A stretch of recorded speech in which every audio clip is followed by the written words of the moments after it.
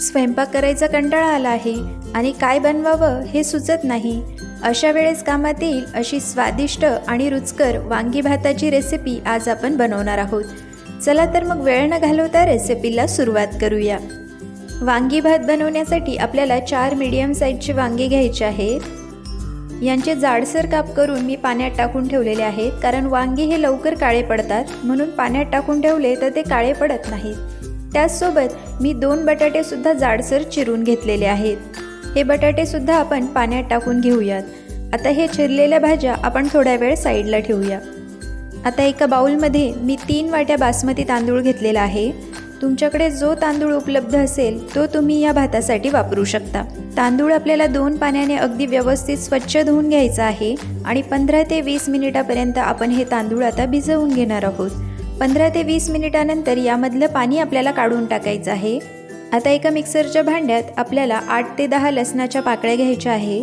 त्याचसोबत 1 इंच जाडसर चिरलेलं आलं, 1 जाडसर चिरलेला कांदा, 2 हिरव्या मिरच्या, त्याचसोबत 50 ग्रॅम खोबऱ्याचे काप आणि थोडीशी कोथिंबीर आपल्याला घालायची आहे.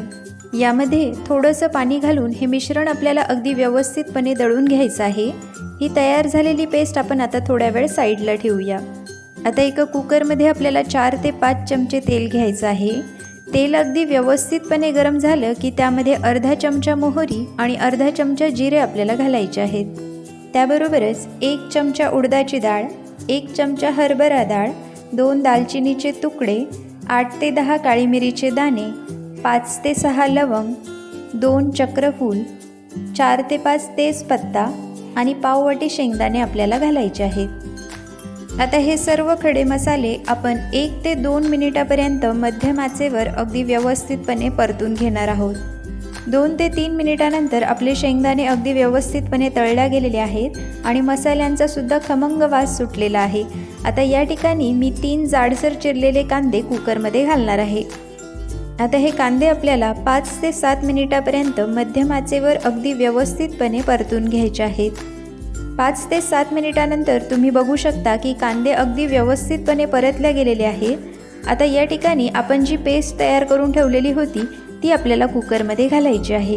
ही पेस्टसुद्धा आपल्याला 4 ते 5 मिनिटापर्यंत मध्यम आचेवर अगदी व्यवस्थितपणे परतून घ्यायची आहे.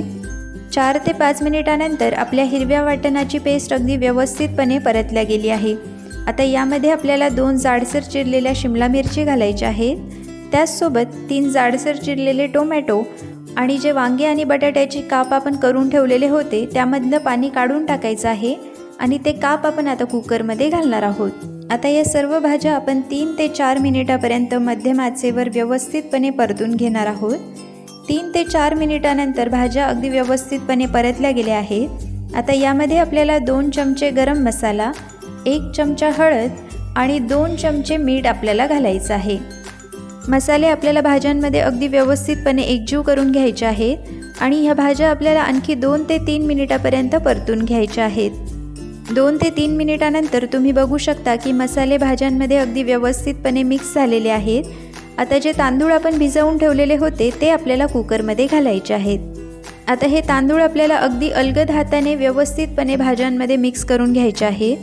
तांदूळ भाज्यांमध्ये अगदी व्यवस्थितपणे मिक्स झालेले आहेत. आता या ठिकाणी आपल्याला 4.5 ते 5 वाट्या पाणी यामध्ये घालायचं आहे.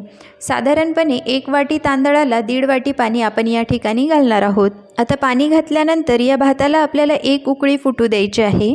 1 उकळी फुटल्यानंतर झाकण आपल्याला बंद करून घ्यायचं आहे आणि 2 शिट्ट्यांपर्यंत हा भात आपल्याला शिजवून घ्यायचा आहे. 2 शिट्ट्या झाल्यानंतर कुकर अगदी पूर्णपणे आपल्याला थंड करून घ्यायचा आहे आणि मगच उघडायचा आहे.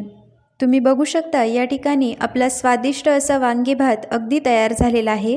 त्यावर मी थोडीशी बारीक चिरलेली कोथिंबीर घालणार आहे.